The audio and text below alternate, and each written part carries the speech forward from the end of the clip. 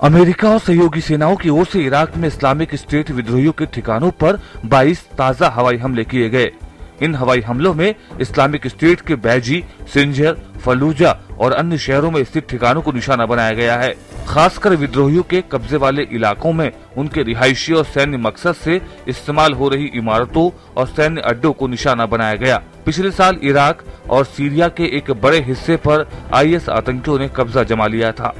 Syria में सरकार समर्थक बलों ने राजधानी दमिश्क से सटे मैदा शहर पर फिर से कब्जा कर लिया है। सीरियाई सरकार की ओर से जारी वीडियो के बाद दावा किया गया है कि सीरियाई बलों ने इस शहर पर कब्जा कर विद्रोहियों को तगड़ा झटका दिया है।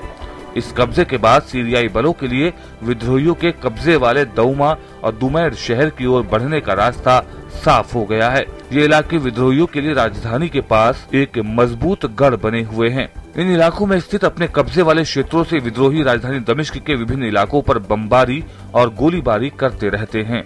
सीरियाई सेना राजधानी दमिश्क के आसपास के इलाकों को विद्रोहियों से मुक्त कराने के मिशन पर जुटी हुई है। यमन में हवाई हमले जारी हैं। सना हवाई अड्डे पर हवाई हमलों के बाद धुआं उठता देखा गया। इस हवाई अड्डे के पास हौती विद्रोहियों ने अपना अड्डा बना रखा है।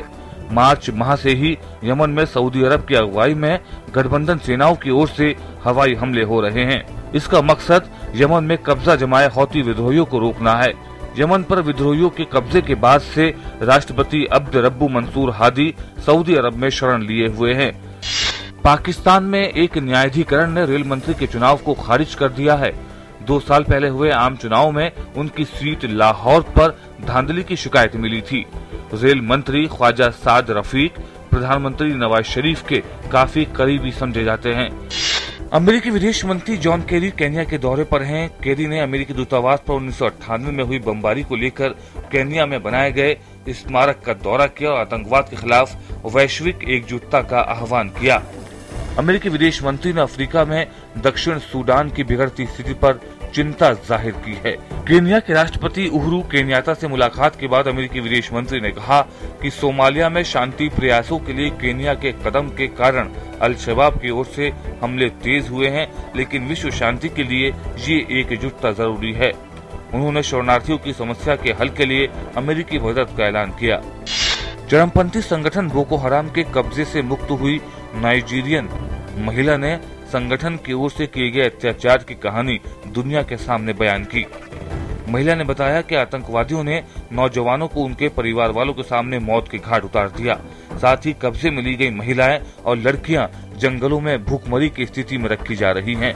पिछले हफ्ते नाइजीरियाई सुरक्षा बलों ने उत्तरी नाइजीरिया के सांबिसा के जंगलों के क्षेत्र में बड़ा अभियान चलाकर 100 से अधिक महिलाओं और बच्चों को बोको हराम संगठन के कब्जे से छुड़ाने में सफलता पाई थी। छुड़ाई गई महिलाओं ने बताया कि कैसे आतंकवादी सेना के साथ लड़ाई में महिलाओं और बच्चों को अपने बचाव में आगे रखते हैं। आंकड़ों के अनुसार पिछले साल से अब तक चरमपंथी संगठनों ने नाइजीरिया में 2000 से अधिक महिलाओं और बच्चों को अपने कब्जे में रखा हुआ है। चिली में कैलबुको ज्वालामुखी में विस्फोट के चलते वहां के पर्यटन उद्योग को तगड़ा झटका लगा है। अप्रैल माह के आखिरी हफ्ते में ज्वालामुखी में 3 बार विस्फोट हुए। इसके बाद चिली के इस क्षेत्र में पर्यटन उद्योग को काफी नुकसान हुआ है।